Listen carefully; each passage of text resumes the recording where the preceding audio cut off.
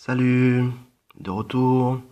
Alors aujourd'hui, ce matin, je vais faire une vidéo au sujet de quelque chose qui, je, je le préviens déjà, je dirais qui résonnera uniquement avec ceux et celles qui sont en résonance avec cela, c'est-à-dire non seulement le face-à-face des ombres, de nos propres ombres déjà visibles à la surface de ce monde, mais cette fois aussi au sujet d'autres choses faisant aussi partie de nous, mais qui n'étaient pas visibles la plupart du temps, et qui pourtant a été relaté, dont il y a eu plusieurs témoignages au cours des civilisations et au cours des millénaires, et dont il y en a des traces dans etc. de livres religieux, livres sacrés, livres secrets, livres occultes, tout simplement au sujet de ce qui peut être appelé les démons, ou dans d'autres mots, nos propres démons intérieurs. Voilà, c'est-à-dire ceux qui ne sont pas visibles à l'œil humain. Donc dans cette vidéo, ce ne sera pas une expression vraiment personnelle, mais tout simplement des séries de messages, d'extraits de messages au sujet de ces démons ou daimons, démons et compagnie, quoi. Alors, les daimons ou démons tels que vous les nommez ne sont rien d'autre que des créations existant au sein des projections des croyances et des illusions de la matrice astrale. Ces démons ont été entretenus par les religions sans exception. Ils ont été nourris par les croyances de l'être humain lui-même, ses propres peurs, ses émotions.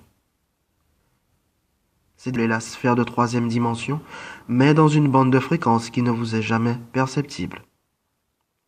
Ces démons sont innombrables. Certains humains ont eu la possibilité de rentrer en contact de manière plus intime avec ces démons, qui n'ont pas tous des aspects effrayants et repoussants. Car ces entités peuvent se présenter aussi dans leur aspect le plus charmeur, le plus séduisant, avec des visions colorées qui ravissent celui qui a accès à cette perception par l'enfermement au sein de leur troisième œil ouvert.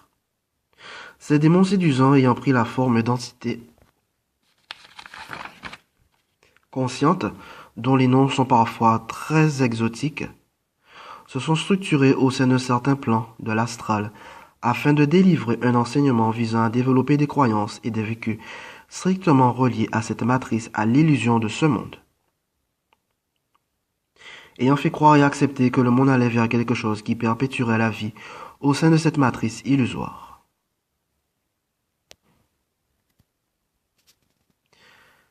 Ces forces ont induit en erreur un nombre incalculable d'humains à travers l'émergence d'une nouvelle connaissance, donnant une illusion de libération. Au sein de ces enseignements est fait état de cœur d'amour, certes, mais à travers des règles sociales, morales, mais aucunement au sein de l'esprit de vérité. Ces consciences, vivant elles-mêmes aussi une forme d'enfermement, ont dirigé l'histoire de l'humain, l'amenant à ce point particulier de basculement de la conscience humaine, mais toujours au sein de cette même matrice illusoire, afin de les réenfermer de manière encore plus importante. Tout ceci a été une immense supercherie ayant fait que l'humain s'est enfermé de plus en plus dans les forces des démons, de ses propres démons intérieurs, renforçant alors les propres démons de l'humain, les faisant adhérer à des lois d'enfermement au sein de ce sacro-saint principe appelé libre arbitre, n'ayant strictement rien à voir avec la liberté de la loi de grâce. Ces démons sont aussi présents dans les images des télévisions, du cinéma uniquement pour vous piéger toujours plus dans toujours plus d'illusions du regard, de la sidération, de l'émotion.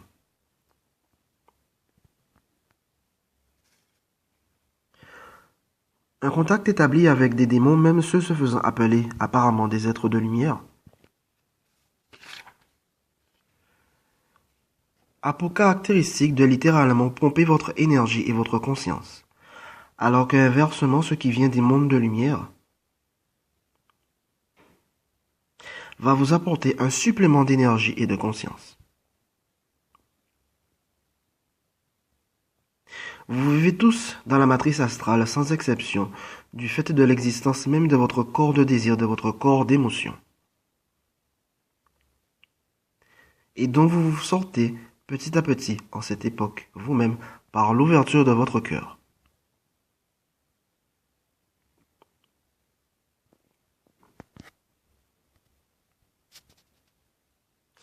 La personnalité, petit à petit, en cette époque de révélation, on verra qu'elle était contaminée par d'innombrables entités, mais sur lesquelles nous n'avions jamais porté votre attention dessus, parce que si on vous faisait chasser les entités, qu'est-ce qu'il en résulterait? La dualité sans fin, le combat sans fin du bien contre le mal.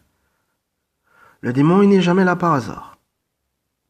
C'est simplement votre propre faille qui a permis à votre propre démon de s'en nourrir.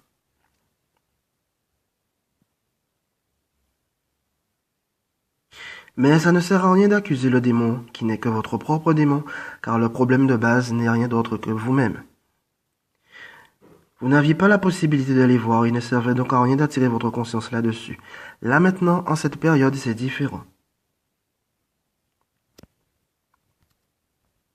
Dès qu'il y a des émotions exacerbées, comme celles qu'on peut retrouver dans les groupes de masse aussi, les démons sont là, les petits, pas les grands, qui eux se nourrissent de choses plus élevées.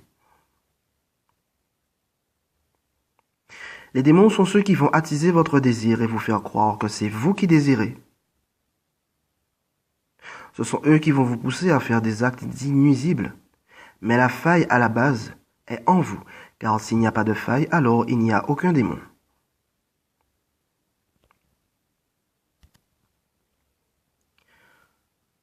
Un exemple, vous êtes tranquillement en train de faire quelque chose et vous voyez quelque chose qui passe prenant la forme d'un ver, d'un serpent, d'une boule. Vous n'avez pas le temps de le fixer, il a déjà disparu. Ça, c'est des démons. Mais ils ont très peur d'être vus, car dès qu'ils sont vus, soit ils sont explosés, soit ils s'en vont ailleurs. L'alcool, bien sûr, attire les démons. C'est bien connu dans les déliriums quand ils voient des démons partout. Les chats voient depuis longtemps les démons. Vous savez bien que les animaux domestiques, vous savez pas pourquoi, un ami vient et d'un coup le chien ou le chat fuit ou il aboie. C'est tout simplement parce qu'il a vu un démon en action. Le démon ne vous accompagne pas toujours, parfois il s'installe à demeure, mais là on rentre dans des cas de pathologie beaucoup plus rares. Les démons n'aiment pas vraiment le feu igné, le feu divin, la lumière divine, car cela ne fait pas très bon ménage avec eux, et ils détestent être vus parce que ce qui est vu à ce niveau-là est dissous. Par le regard intérieur donc, ils se carapatent très vite. Et pour finir, l'éclairage de la lumière en cette période vient mettre fin à l'existence de ces démons. Les met en lumière, fussent-ils des démons de basse densité ou de haute densité, dans ce plan dimensionnel astral enfermé, permettant petit à petit de transcender toute la sphère des démons, toute la sphère de la séduction, toute la sphère mentale des croyances, permettant ainsi de voir que les démons de l'autre ne sont aussi que vos démons, leur ayant donné l'occasion de se manifester. Donc voilà, c'était un ensemble d'extraits au sujet de ce qui peut être appelé les daimons, les démons, nos propres démons intérieurs, qui cette fois, ne concernent pas ne concernent pas la facette visible du monde, mais nos propres facettes invisibles, disons nos propres facettes invisibles de ce monde dans des bandes de fréquences que l'œil humain, que l'œil de la personnalité humaine ne voyait pas, ne captait pas. Mais comme je dis, donc pourtant, tout au cours des civilisations, tout au cours des millénaires et tout au cours, et inscrit aussi dans beaucoup de livres religieux, livres spirituels, livres occultes, a été relaté l'existence de ces démons, et dont il y a de plus en plus de révélations en cette période, et dont moi-même j'ai dû faire face à certains d'entre eux, je dirais d'une façon plutôt forte. Voilà, d'une certaine façon, je dirais plutôt forte. Voilà. Donc voilà, comme je l'ai dit, cette vidéo sur les démons, nos propres démons intérieurs, comme je l'ai dit, cela, bien sûr, il n'y a absolument aucune obligation d'adhésion à ce qui a été dit dans ce message, car en fait, ce que j'y ai exprimé rentre tout simplement en résonance avec mon propre parcours, avec ce que je vis, dans la reconnaissance pour moi de mes propres démons intérieurs, au-delà de mes propres ombres visibles en tant que l'ensemble de mes facettes visibles au sein de ce monde, quoi.